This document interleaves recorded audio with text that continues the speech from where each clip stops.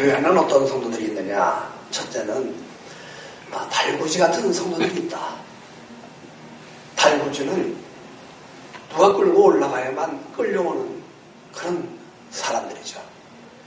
성도들 가운데는 달구지 같은 사람이 있다.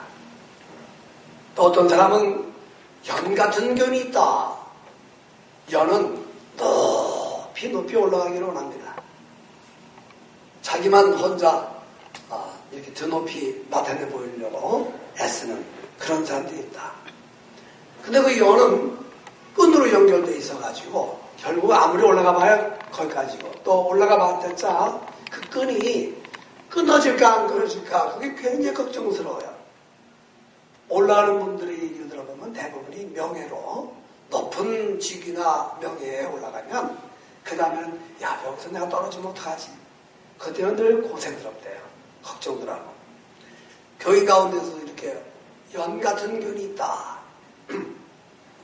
또 어떤 사람은 말하기를 교회 성도들 가운데는 고양이 같은 사람도 있다 그래요.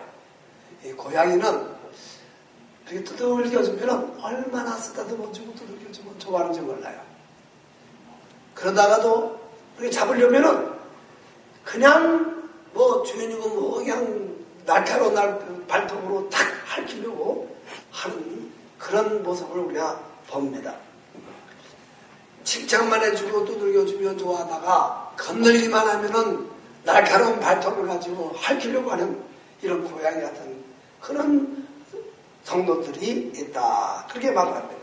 또 그런가 하면 어떤 사람들은 말하기를 럭비공, 이 풋볼 있잖아요. 미식축구에서는 풋볼 같은 그런 교인도 있다. 이 공이, 풋볼공은 타원형으로 생겨가지고 이게 던져서 땅에 떨어지 한번 부딪히면 도대체 이게 어디로 튈지 종잡을 수가 없어요. 이쪽으로 튈지라고 이쪽으로 가면은 이쪽으로 튀는 바람에 이 풋볼을 잡을 수가 없습니다. 성도들 가운데도 교인들 가운데도 종잡을 수 없는 사람들이 있어요. 이렇게 튈지 저렇게 튈지 도대체 앞을 통면할 수 없는 분들이 있다는 겁니다. 그런가 하면 어떤 사람들은 크리스마스 추리 같은 사람도 있다 그래요. 크리스마스 추리는 반짝 어떤 때는 반짝거리고 어떤 때는 없어졌다가 어떤 때는 나타났다가 어떤 때는 또 없어졌다가 도대체 이게 교회를 어떻게 나오는 건지 반갑게 되었다가 그 다음에 보면은 또 없어졌어요.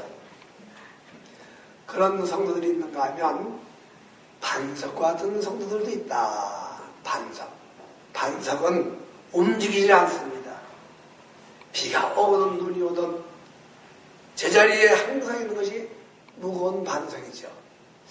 사랑하는 우리 성도들 모두가 다 우리 인증하는 분들뿐이 아니라 모두가 다 이런 반석과 같은 교인이 되기를 바랍니다. 그 성경에 보면 우리에게 일을 맡은 사람들에게 바라는 것은 우리 주님께서 바라시는 것은 충성이다 그랬습니다. 다시 한번 따라서 하실까요? 충성. 이 충성이라는 말을 조금 전에 우리 사모가 찬양 부르면서 간증하면서 그 한자의 이야기를 좀 했습니다만 충자는 충성할 때 충자는 가운데 중에다가 밑에다가 마음 심자를 쓰잖아요. 그러니까 이 마음에 중심이 잡혀 있어야 이것이 충성할 수 있는 것 같아요. 마음이 이랬다 저랬다 해서는 충성이라는 것이 있을 수 없는 거예요. 근데 이 충성의 이 마음, 이 중심에 있는 이 중자도 보면 입구자에다가 작대기를 딱 껐어요. 입을 조심해야 충성할 수 있지. 입을 열어두면 충성할 수 없는 것이 아니겠나. 늘 보면 일하는 걸 보면 이 말을 잘못 내가지고 일을 하는 게 아니라 일을 만드는 경우들이 많이 있는 것으로 볼 수 있어요. 입구에다가 한번 내 입에다가 한번 대보세요. 이게 중자야. 성자는 말씀한 면에다가 일성자를 써서 내가 말을 냈으면 그 말에 책임을 지라는 거예요. 언행일치. 신앙생활하는 우리 모두에게 이런 언행일치에 말과 행동이 같은 이런 사람들이 충성할 수 있다. 그렇게 말을 합니다. 오늘 여기 성경 말씀에서 간단하게 세 가지를 말하려고 그러는데 충성이라는 말의 단어가 히라보로는 피스토스라는 말인데 이 말은 무슨 말이냐면 신앙이라는 말과 똑같은 동요에서 똑같은 줄기에서 나온 말이에요. 충성이라는 것은 한마디로 말하면 신실성이 증명되어지는 것을 충성이라고 해요. 신실성. 이 신실성이라는 것은 변하는 것이 아닌 변하지 아니하는 그것이 바로 신실한 거죠. 사랑하는 우리 모든 여러분들이 예수 믿는 일에 신실하시고 여러분들이 행하는 모든 일들에 신실하기를 바랍니다. 가게라는 분들은 가게에서 신실해야 돼요. 종업원들은 종업원들이 종업원 생활에서 신실해야 돼요. 출퇴근 시간 정확하게 해야 되고 자기가 약속한 거 있으면 약속한 대로 다 지켜야 되고 신실해야 돼요. 약속했으면 약속한 대로 지키고 남한테 돈을 빌렸으면 돈을 갚고 못 갚으면 제 날짜에 못 갚으면 못 갚는 이유를 설명을 하고 이야기라도 해야 돼요. 10번 내가 약속을 어기더라도 10번이라도 얘기를 해줘야 그래 신실성이 있는 거예요. 한두 번 얘기하다가 자기 말에 책임 못해서 미안하다고 그 다음부터는 입을 닥통하고 그저 사람 피해 다니고 그러다 보면 그 사람이 가지는 신실성마저 돈이 없어서 갚지 못하는 거에 어떡하겠어요.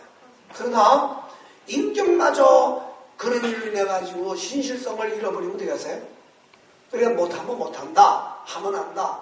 시간 제대로 지키지 못합니다. 전화 걸리면 전화 걸어서 왜 못하는지 이유를 이야기해서 그때 미안하더라도 그렇게 말을 해야 그것이 신실성이 있는 것이죠. 그래서 성경은 이 충성이라는 말을 이 믿음이라는 단어하고 똑같은 이런 어휘에서 썼다는 것은 상당히 중요한 이야기예요. 사랑하는 우리 임직자뿐만 아니라 우리 모두가 정말 우리의 인격뿐만 아니라 우리 신앙생활 전체가 다 정말 사람들 보기에 신실성 있다. 아, 저 사람은 믿음직스럽다. 그런 평가를 받을 수 있게 되기를 바랍니다. 여기 우리가 충성할 때 어떻게 충성할 것이냐. 첫째는 성경에 보니까 사람이 마땅히 우리를 그리스도의 일꾼이요. 따라서 하십시다. 그리스도의 일꾼. 그리스도의 일꾼으로 충성해야 됩니다. 그리스도의 일꾼. 우리가 하나님의 일을 할 때 그리스도의 일꾼으로 충성해야 할 텐데 내가 누구와의 일을 하느냐? 내가 누구 수하에서 우리가 일을 하는가? 오늘 임직하시는 분들 분명히 알아야 될 것은 목사가 임직을 시켰다고 해서 목사 밑에 들어오는 것이 아니라 여러분들이 그리스도 앞에서 그리스도의 일꾼으로 이 직분을 맡는다는 사실을 머릿속에 가슴속에 꼭 담아두시기를 바랍니다. 여기 일꾼이라는 말을 이 당시에 썼던 그 말의 뜻을 보니까 배가 운항할 때에 옛날 배들은 전부 다 사람들이 노를 지었는데 노를 짓는 이 사람들이 일꾼들이 전부 다 배 밑에 맨 밑에 들어가서 그냥 힘있게 이렇게 노를 졌습니다. 노회선을 보니까 옛날에 노회선을 움직일 때에 노회들을 여러분들 영화를 봤을 거예요. 배 맨 밑에 내려가가지고 발을 착고에다 묶고 손을 가지고 손도 착고에다 묶어가지고 뭐 화장실에 갈 때 이외에는 계속 그것만 줬도록 만들었어요. 아무 자유가 없이 그저 주님이 시키시는 주님의 일에 대하여 순종하는 노예의 개념을 가지고 내 소유는 없고 오로지 모든 것의 주인은 우리 그리스도이시다. 그리스도의 일을 위하여 내가 노예처럼 그분을 위해서 일한다는 그런 개념이 바로 그리스도의 일꾼으로 충성하라는 겁니다. 1950년 6.25 전쟁이 터졌습니다. 파죽지세로 몰려닥치는 이북 군인들을 막을 방법이 없었죠. 급기야는 불과 며칠 사이에 한강 이남으로 이 이북 괴뢰군들이 쳐들어온 것을 방지하기 위해서 한강 넘는 그 인도교를 폭파시키잖아요. 전세가 다급해지니까 미국 총사령관이었던 맥아더 장군이 전황을 살피러 한국에 왔어요. 그래서 폭파되어 있는 그 인도교 이편에서 쌍안경을 가지고 관찰을 하기 시작했습니다. 전황이 어떻게 되는지. 보니까 저 인도교 파괴된 너머로 인민군들이 물같이 서들어오는 걸 봤어요. 그를 쭉 유심히 관찰하던 맥아더 장군이 그 쌍안경을 가지고 이쪽을 이렇게 보니까 반대편 이쪽에 어떤 군인 하나가 부동자세로 딱 끊어진 그 인도교 앞에 보초를 쏘고 있는 거예요. 부동자세로. 그러니까 참 신기하다. 전황이 지금 분리해가지고 지휘관들도 다 도망가고 지휘계통도 지금 없어지고 지금 상황이 좀 엉망인데 어떻게 저 군인은 저렇게 끊어진 다리 앞에서 저렇게 부동자세로 서 있나. 좀 관심이 재미있어서 집차를 타고 그곳에 가서 그 군인을 만나봤습니다. 당신은 지금 뭐 하고 있는 겁니까 여기? 그랬더니 예, 저는 지금 여기에 이 철교 마지막에 끊어진 이 다리에서 제 임무를 수행하고 있는 겁니다. 그렇게 말을 하고 있어요. 그러니까 이 군인을 보고 한국 군인을 보고 이 맥아더 장군이 하는 말이 그러면 당신 언제까지 이러고 있을 것이요? 저렇게 지금 난리방통인데 그랬더니 하는 말이 예, 다음 명령이 하달 때까지 저는 이곳에 있을 것입니다. 그렇게 말을 하더래요. 이 말을 들은 맥아더 장군은 야, 이런 군인이 있는 나라는 절대로 막을 수 없다.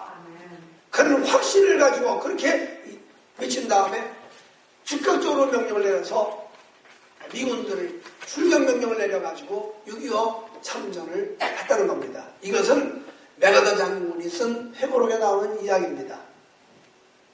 6.25 전쟁에 우리 한국이 공산화될 것이냐 안 될 것이냐 그런 위기 속에 우리나라를 지킨 것은 이렇게 전황이 불리해지고 어려운 상태 속에서도 자기에게 주어진 임무를 이 인도교 맨 마지막 끊어진 다리에서 보초를 지키는 이 한 사람, 다음 명령이 내릴 때까지 부동자선을 취하고 있었던 이 군인 한 사람이 맥아더 장군에게 줬던 그 충격적인 그 인상 때문에 오늘 우리나라가 이렇게 공산화되지 않냐고 오늘날까지 하나님의 나라 가운데 선 줄을 믿으시기 바랍니다. 충성입니다. 아무리 위험하고 어려운 일이 있을지라도 내게 주어진 일에 대하여 끝까지 나의 임무가 다음 임무가 주어질 때까지 충성하는 그리스도의 일꾼이 이번에 우리 하나님 지자들에게 임하 되시기를 주의 이름으로 부탁합니다. 둘째로 우리가 기억해야 될 것은 하나님께서 맡겨주신 것을 따라서 우리가 충성해야 된다는 겁니다. 여기 본문 말씀에 보면은 사람이 마땅히 우리를 그리스도의 일꾼이요 하나님의 비밀을 맡은 자로 여길지어다. 따라서 하십시다. 하나님의 비밀을 맡은 자로 여길지어다. 아까 일꾼이라는 말은 노예에 해당되어지는 그 소위 그 어려운 일들을 감당하는 일꾼이라는 말을 썼다고 말씀드렸습니다. 근데 여기 보니까 이 맡은 자라고 하는 이 단어는 언제 쓰는 거냐면 어떤 큰 집안의 모든 재무와 재정, 살림살이를 다 도맡아가지고 책임받는 정직에 대하여 쓰는 말이 맡은 자라는 단어입니다. 이것은 맨 밑에 있는 그런 보잘것 없는 노예 같은 신분이 아니라 오히려 어떤 중직을 맡겨준 그런 사람에게 쓰여진 단어입니다. 한마디로 말하면 청직이, 한마디로 말하면 매니저, 지배인을 가리켜서 하나님의 비밀을 맡은 자라는 단어로 썼다는 것입니다. 오늘 우리에게는 비밀이 있습니다. 내가 여러분들에게 비밀스러운 얘기를 만약에 전달한다고 할 때에 내가 여러분들을 믿을 때에 비밀스러운 얘기를 합니까? 믿을 수 없는 사람들에게 내가 비밀스러운 얘기를 합니까? 적어도 내가 신임할 수 있고 믿을 수 있는 사람에게 내가 비밀스러운 얘기를 하고 비밀을 부탁하죠. 하나님이 저와 여러분들에게 비밀을 맡기셨다고 했습니다. 비밀 맡으셨어요?